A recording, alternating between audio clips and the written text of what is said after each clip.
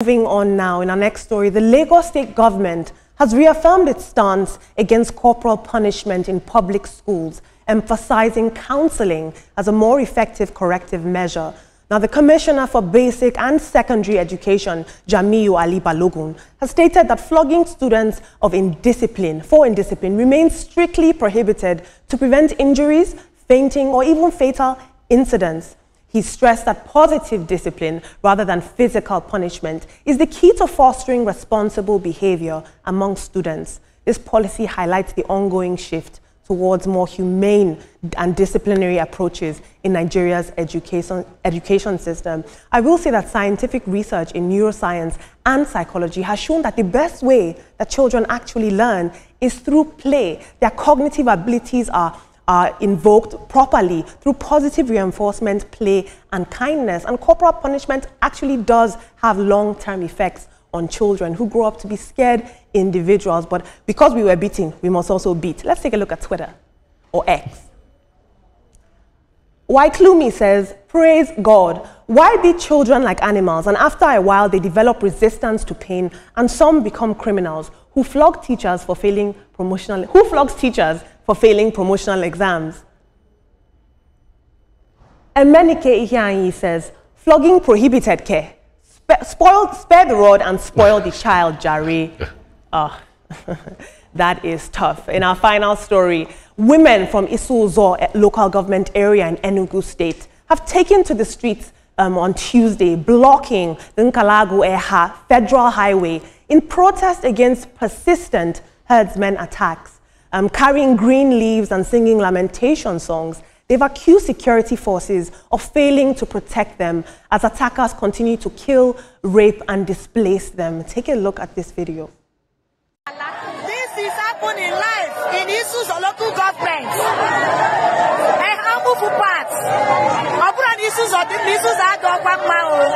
We are going hungry. They are sleeping with our women.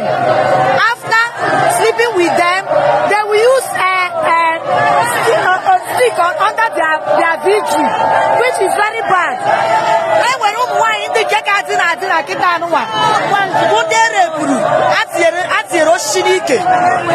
Government of Enugu State. Now, the protesters have claimed that over 150 people have been killed since the year 2020, and 28 farm settlements have also been taken over by the assailants. What is their demand? They're asking that immediate government intervention stop the violence that's taking place. It's important to note that this is actually more than just a social crisis of some women, complaining or just being in pain. This is a serious crisis, because we are now facing a food security crisis because their settlements and their farmland has been taken over by these herdsmen in quote. They also have to deal with intergenerational trauma, children watching their mothers be raped, be pillaged. So we have a security crisis, a food crisis, and the issue of they could potentially be displaced individuals. So this is very scary. But I will say, and I will tell you guys, would you like to chime in on this conversation? Do you have an interesting perspective you'd like to share with us? Please tag us with the hashtag TrendingNowTVC on any social media platform. I promise you we are listening. I'm going to take tweets on this Isuzo story and of these women. Mirabel says, where is the governor of Enugu State? That is an apt and timely question.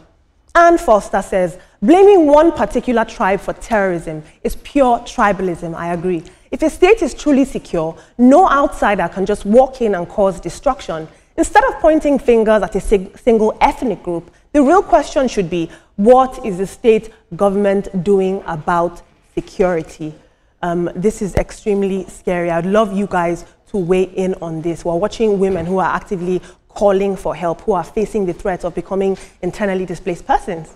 It's a sad one. Unfortunately, we do not have as much time to talk on this, but it's sad, and we have seen that they are venting and screaming to government for help. I think that the state government needs to collaborate with the federal to do so much with regards to that. And for the state governments, we have local vigilantes. They know the terrain. They know the people that are not supposed to be in that community at this particular time.